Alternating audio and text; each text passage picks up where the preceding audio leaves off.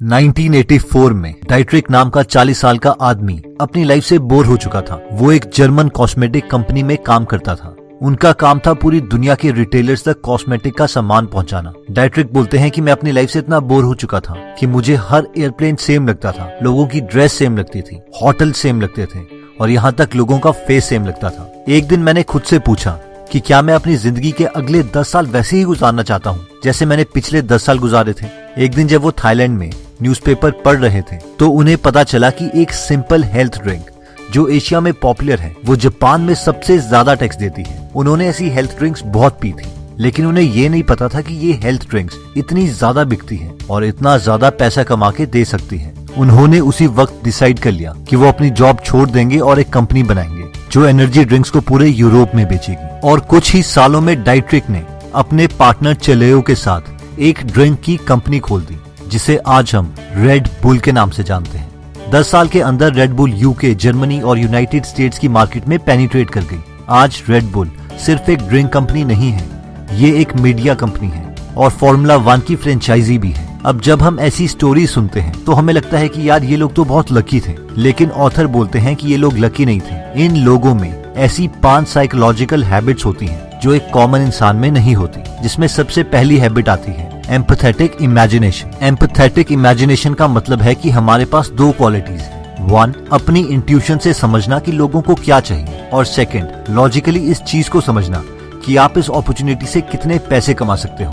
For example, जब Harvard sculls ने Starbucks खोली तो वो जानते थे कि अमेरिकन लोगों को कॉफी बहुत ही पसंद है, बट अमेरिकन को इतनी कन्वीनियंटली अच्छी क्वालिटी की कॉफी नहीं मिल रही थी। तो उन्हें इमोशनली तो पता था कि इस तरीके की कंपनी चल सकती है, लेकिन फिर भी शुरू में उन्होंने सिर्फ 300 स्क्वायर फीट के छोटे स्टोर्स खोले जो उन्हें थोड़े से पैसे इन्वेस्ट करके 3 महीने के अंदर इन्वेस्टेड मनी प्लस प्रॉफिट वापस दे देते थे। यानी उन्होंने कभी इरेशनल डिसीजन नहीं लिया। इतना ही नहीं, वो अपने एम्प्लॉय को ज्यादा पे करने के लिए भी तैयार थे ताकि उन्हें काउंटर में ना बैठना पड़े। इससे एक तो वो अच्छे आदमी को हर स्टोर पे बिठा देते थे जिससे उनकी सर्विस अच्छी हो जाती थी, और उससे भी इम्पोर्टेंट, उन्हें मल्टीपल स्टोर्स खोलने में कोई प्रॉब्लम नहीं आती थी जिससे वो अपने बिजनेस को स्केल कर सकते थे। इससे उन्हें इतना फ्री टाइम भी मिल गया था कि वो स्टारबक्स के ब्रांड को इम्प्रूव करते और अपने स्टोर्स को इस तरीके से डिजाइन करते कि कस्टमर को अच्छे से अच्छा एक्सपीरियंस मिले। सक्सेसफुल लोगों की नेक्स्ट हैबिट आती है इन्वेंटिव एग्जीक्यूशन। ये हैबिट कहती है कि सक्सेसफुल बिजनेसमैन में इतना पेशेंस होता है कि वो बिजनेस आइडिया को टेस्ट करने के लिए काफी टाइम दे सकते हैं, लेकिन एक बार जब उन्होंने डिसाइड कर लिया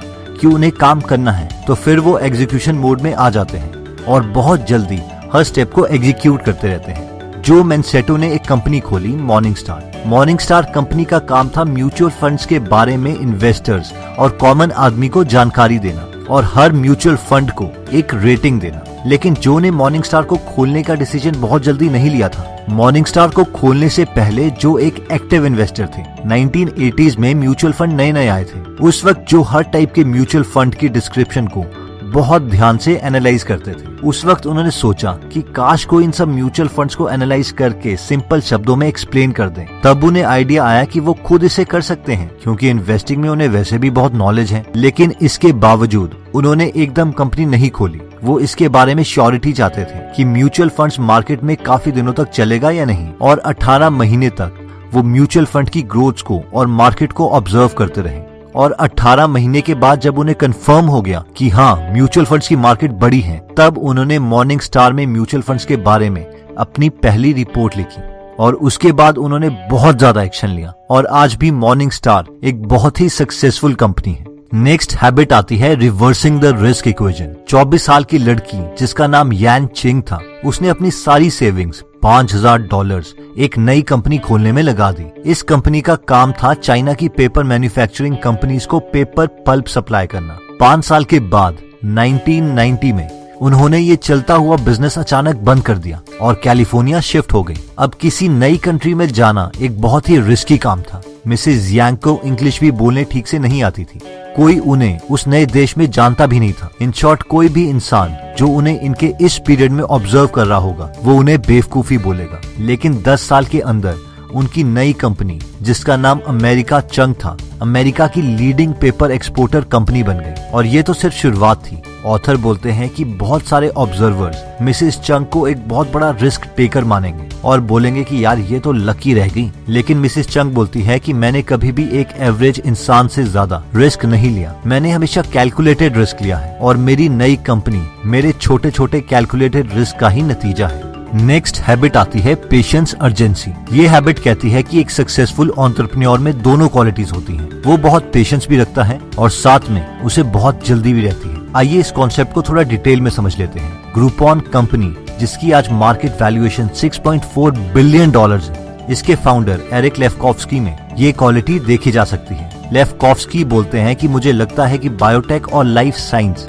आने वाले टाइम में उतनी ही इंटरेस्टिंग हो जाएगी जितने की आज इंटरनेट है, लेकिन मैं अभी वेट कर रहा हूँ और इस पर तब कोई स्ट्रॉन्ग एक्शन लूंगा जब मार्केट इसके लिए रेडी होगी। लेफ्कोफ्स्की बोलते हैं लेकिन जिस आइडिया के लिए मार्केट रेडी है उसमें मैं कभी भी कोई देर नहीं करता। मुझे अपने प्रोडक्ट्स जल्दी टेस्ट करने होते हैं, इसलिए मैं अपनी मैनेजमेंट टीम को प्रेशराइज करता रहता हूँ कि वो जल्दी से जल्दी प्रोडक्ट कंज्यूमर तक पहुंचा दे, उसे परफेक्ट बनाने में ज्यादा टाइम ना वेस्ट करें। मैं ऐसा इसीलिए करता हूँ क्योंकि जब हम टेक्निकल कंपनी होते हैं तो हम बहुत सारी मिस्टेक्स कर रहे होते हैं अपने कम एक्सपीरियंस की वजह से, और हमारे पास बहुत कम पैसे होते हैं। लेफ्कोफ्स्की बोलते हैं कि जब भी मैं प्रोडक्ट लॉन्च करता हूँ तो मेरा एक ऑब्जेक्टिव होता है कि अगर लोगों को हमारा प्रोडक्ट पसंद नहीं आ रहा तो उसमें ज्यादा टाइम वेस्ट ना किया जाए, बल्कि कुछ और नया आइडिया ट्राई किया जाए। नेक्स्ट हैबिट कहती है प्रोड्यूसर परफॉर्मर पेयर। ये पॉइंट कहता है कि एक बिजनेस बनाना और एक बिजनेस का काम करना दो डिफरेंट बातें हैं और हमें इसके लिए दो डिफरेंट लोग चाहिए जिन्हें ऑथर परफॉर्मर और प्रोड्यूसर कहते हैं। परफॉर्मर वो इंसान होता है जो बिजनेस का टेक्निकल काम करता है और प्रोड्यूसर वो इंसान होता है जो बिजनेस बनाता है।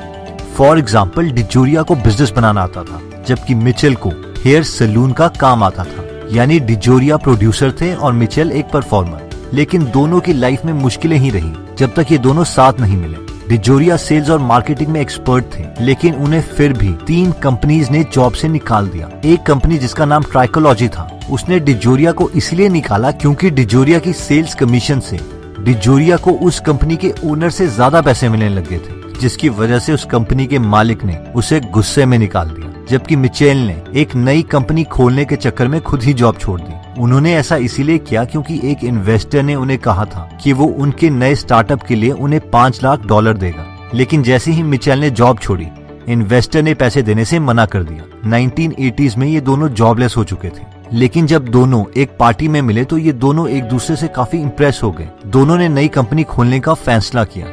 दोनों ने डिसाइड किया कि मिचेल एक नया सैलून का प्रोडक्ट बनाएंगे और सिर्फ प्रोडक्ट पर ही कॉन्सेंट्रेट करेंगे, जबकि डिजोरिया प्रोडक्ट की सेल्स और मार्केटिंग में ध्यान देंगे। और ऐसा ही हुआ। मिचेल ने एक high quality single wash shampoo बनाया जिसमें कंडीशनर लगाने की जरूरत नहीं पड़ती थी और जिसकी मदद से सैलून वालों का टाइम और पैसे दोनों बचेंगे। जबकि डिजोरिया ने नए नए सैलून में जाके अपना प्रोडक्ट और बिजनेस मॉडल एक्सप्लेन करना स्टार्ट कर दिया। वो सेल्स और मार्केटिंग में तो पहले से ही एक्सपर्ट थे, इसलिए उन्होंने मैक्सिमम सैलून वालों को कन्विंस कर दिया उनका नया प्रोडक्ट ट्राई करने के लिए, जिसकी वजह से उन्हें जल्दी ऑर्डर्स मिलने लग गए। और ऐसे एक प्रोड्यूसर और परफॉर्मर के कॉम्बिनेशन से एक सक्सेसफुल बिजनेस स्टार्ट हो गया।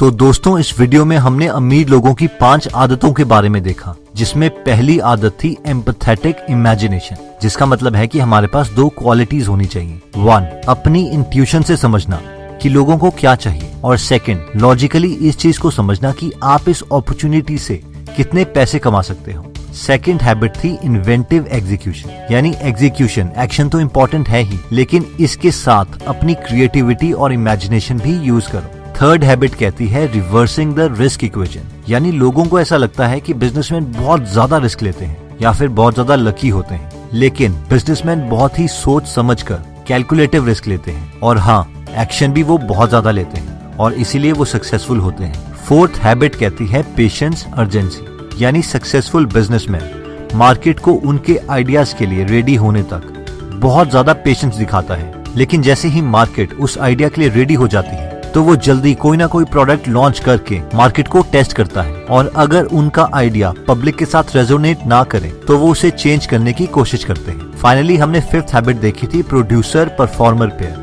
ये हैबिट कहती है कि एक बिजनेस बनाना और एक बिजनेस का काम करना 2 डिफरेंट बातें हैं। इसके लिए 2 डिफरेंट लोग चाहिए जिन्हें परफॉर्मर और प्रोड्यूसर कहा जाता है। परफॉर्मर वो इंसान होता है जो बिजनेस का टेक्निकल काम करता है, जबकि प्रोड्यूसर वो इंसान होता है जो बिजनेस बनाता है। दोस्तों, इसी कॉन्सेप्ट पर दो बहुत ही अच्छी बुक्स लिखी हैं, ई मिथ रिविजिटेड और 0 to 1।